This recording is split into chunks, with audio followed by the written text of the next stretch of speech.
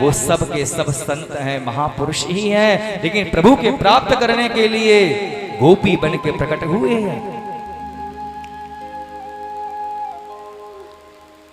उस गोपी ने कहा आप मुझे रोक नहीं पाओगे, ताला लगा लिया, चाबी जेब में रख ली।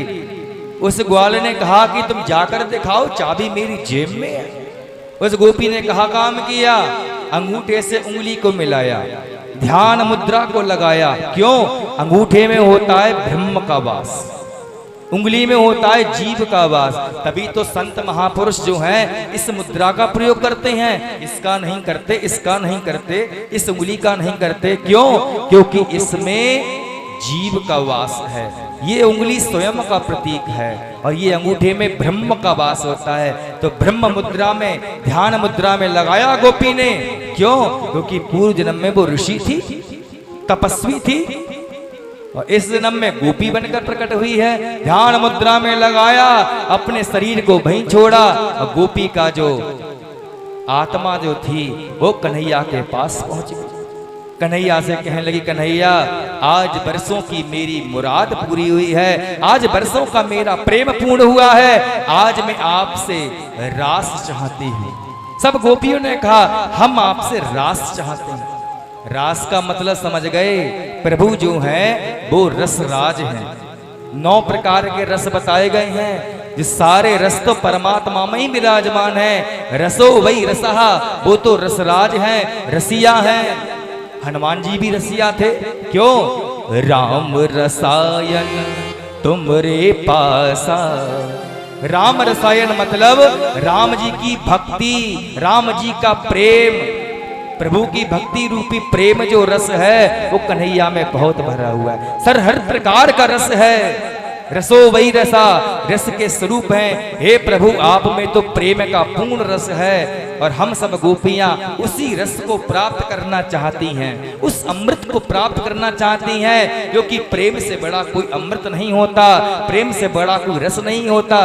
जिस प्रकार इस एक बालक को, एक संतान को अपने माता पिता से लिपटकर हृदय से लगकर जो आनंद प्राप्त होता है, जो रस प्राप्त होता है, जो प्रेम प्राप्त होता है, तो हम सब गोपियां जो हैं वही रस, वही अमृत को पान करना चाहते हैं। हे प्रभु न जाने वर्षों से, युगों से आपसे दूर हैं, हम आपके हृदय से लगकर आपका प्रेम रस पान करना चाहते हैं, हम प्रेम प्राप्त करना चाहते हैं। जब ये बात पता चली कि भगवान कृष्ण कन्हैया जो हैं सब गोपियों के लिए अपना प्रेम रस देना चाह रहे हैं, देने वाले हैं, तो भगवान शंकर आ गए। जब शंकर जी आए तो नारद जी भी साथ में आए। राधा जी की सखियों ने कहा कि यहाँ पर पुरुष का कोई काम नहीं है, यहाँ पर तो गोपी भाव चाहिए। अगर पुरुष का भान रहेगा तो रस, परमात्मा का जो प्रेम रस है वो प्राप्त नहीं कर पाएंगे।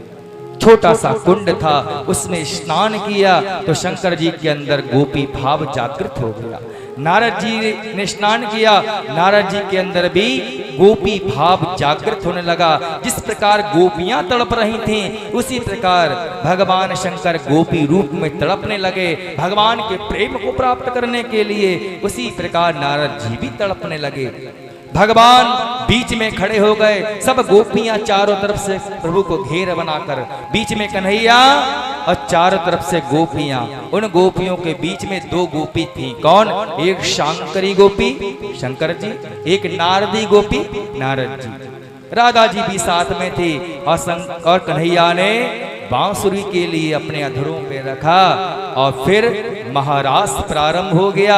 सभी गोपियां बड़े सुंदर भाव से प्रभु के साथ में नृत्य करने लगी, गाने लगी, बजाने लगी। आइए हम सब भी कन्हैया के उस रास में सम्मिलित हो, जिस रास में कन्हैया सबके लिए अपने प्रेम का रस लुटा रहे हैं। आइए उस रस में हम सब भी शामिल हो और बड़े भाव से क्या गाएंगे।